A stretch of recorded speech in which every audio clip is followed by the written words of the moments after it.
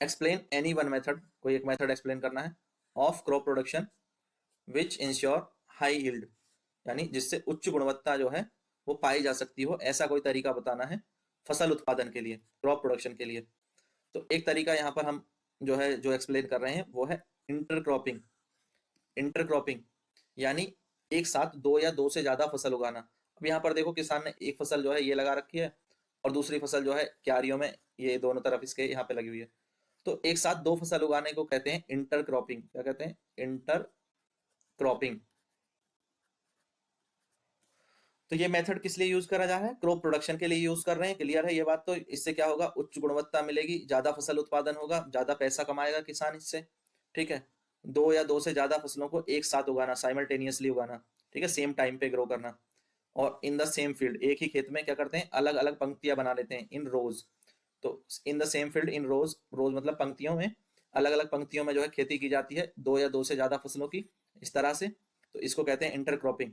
तो इंटरक्रॉपिंग एक तरह से रो पैटर्न पर की जाती है। किस पे की जाती है? रो पैटर्न पर, पंक्तियों में की जाती है। ठीक है, एक रो में होती है मेन क्रॉप, एक रो में क्या होती है? मेन क्रॉप, दूसरी रो में होती है इंटरक्रॉप, फिर इस तरह से जो है ये की जाती है। तो इससे क्या होता है? ज्यादा यूटिलाइज कर पाते हैं खेत के एरिया को, जो बीच का स्पेस बचता है उस एरिया को भी यूज कर लिया जाता है। तो इंटर स्पेस जो रखना पड़ता है दो रोज के बीच में, उस रोज को, उस स्पेस को भी क्या कर लेते हैं? यूटिलाइज कर लेते हैं। उस एरिया में जो लाइट है, उस एरिया में जो मिलने वाले न्यूट्रिएंट हैं, उस एरिया को जो मिलने वाला वाटर है, एयर है, यानी सभी चीज यूटिलाइज हो जाती है। यानी हमारा जो खेत है, जो फील्ड है, उस फील्ड का ज्यादा से ज्यादा यूटिलाइजेशन होता है।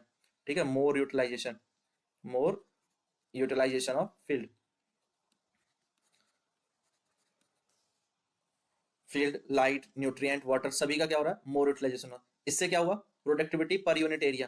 पहले वो मान लो उसको इन्हीं रोज में फसल उत्पादन तो करना ही था, बीच का एरिया खाली छोड़ना पड़ता था। अब बीच का एरिया खाली छोड़ना पड़ता था तो इससे क्या हो रहा है? वेस्ट ही तो हो रहा है वो एरिया, उसका कोई यूज तो हो नहीं रहा। तो यूज नहीं हो रहा, तो उसको जो है कम प्रोडक्टिविटी मिली, कम प्रोडक्टिविटी मिलती थी। जब कम प्रोडक्टिविटी मिलती थी यानी पर यूनिट एरिया जो है कम उत्पादन होता था, तो उसको कम ही आय होती थी। अब जब वो प्रोडक्टिविटी पर यूनिट एरिया बढ़ जाएगी, प्रोडक्टिविटी पर यूनिट एरिया, यानी उतने ही एरिया में वो ज्यादा फसल उत्पादन करता है और दो तरह की फसलें उत्पादन कर रहा है, क्योंकि उसको एक रो के और दूसरी रो के बीच में जो गैप रखना था तो वो रखना ही पड़ता था। अब क्या किया उसने? उस बीच के गैप में कोई और फसल जो है वो लगा ली, तो वो गैप भी यूटिलाइज हो गया, तो उसकी प्रोडक्टिविटी पर यूनिट एरिया बढ़ गई, विल इंक्रीज, और इससे उसकी इनकम भी बढ़ जाएगी। ठीक है,